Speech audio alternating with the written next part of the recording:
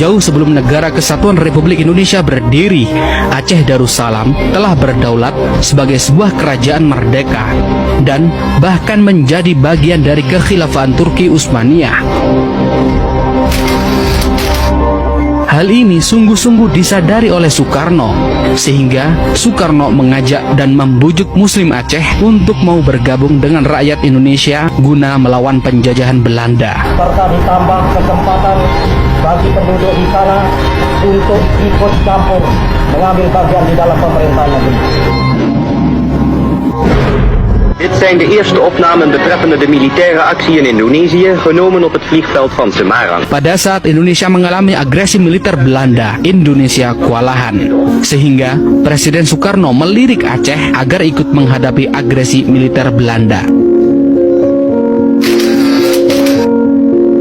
Akhirnya, pada bulan Juni 1948, Presiden Soekarno melakukan muhibah mendatangi Aceh Darussalam.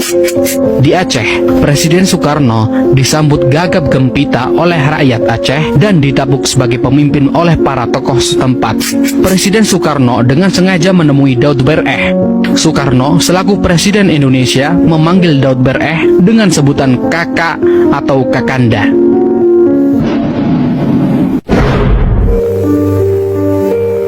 Dalam sebuah pertemuan dengan Tengku Daud Bereh, Soekarno berharap agar tokoh terkemuka Aceh itu mengajak rakyatnya dalam perjuangan melawan Belanda. Sehingga terjadilah dialog yang sampai saat ini tersimpan dengan baik dalam catatan sejarah Aceh.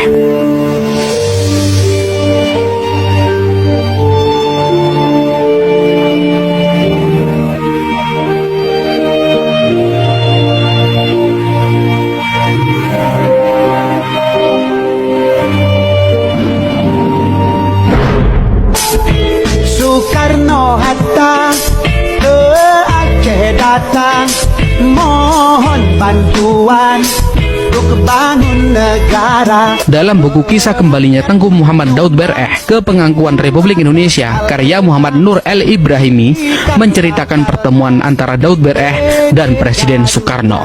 Inilah dialog Presiden Soekarno dengan Tengku Daud Bereh. Presiden Soekarno kepada Daud Bereh, "Kakak, saya minta bantuan kakak agar rakyat Aceh turut mengambil bagian dalam perjuangan bersenjata yang sekarang sedang berkobar antara Indonesia dan Belanda untuk mempertahankan kemerdekaan yang telah kita proklamirkan pada 17 Agustus 1945 kemarin." Daud Bereh menyambut ajakan Soekarno dengan senang hati. Kemudian Daud Bereh menjawab, "Saudara Presiden, saya menyatakan sanggup memenuhi permintaan tersebut asalkan perang yang dikobarkan adalah perang sabilillah, perang untuk menegakkan agama Allah.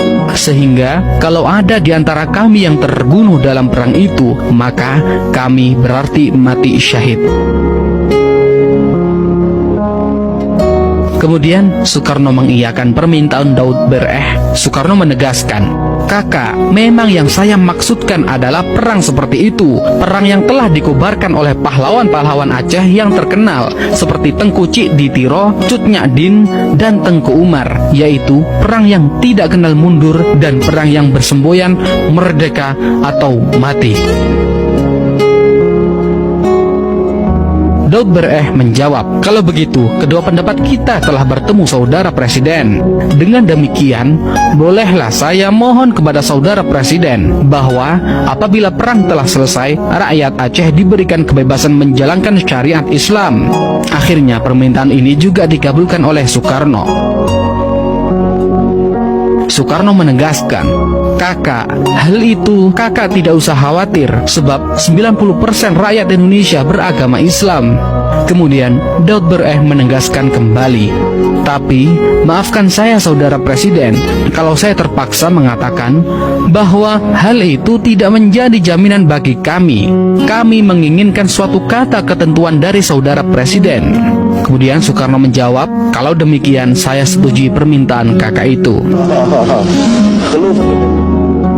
Dan kemudian Daud Bereh menyatakan, Alhamdulillah, atas nama rakyat Aceh, saya mengucapkan terima kasih banyak atas kebaikan saudara Presiden. Kami mohon, sudilah kiranya saudara Presiden menulis sedikit di atas kertas ini, kata Daud Bereh seraya menyodorkan selembar kertas kepada Soekarno. Alih-alih menyambut kertas itu, Soekarno malah terisak-isak dan lantas berkata pelan, "Kakak, kalau begitu tidak ada gunanya aku menjadi presiden kalau tidak dipercaya." Kemudian Daud Bereh menjawab, "Bukan kami tidak percaya saudara presiden, akan tetapi hanya sekedar menjadi tanda yang akan kami perlihatkan kepada rakyat Aceh yang akan kami ajak berperang."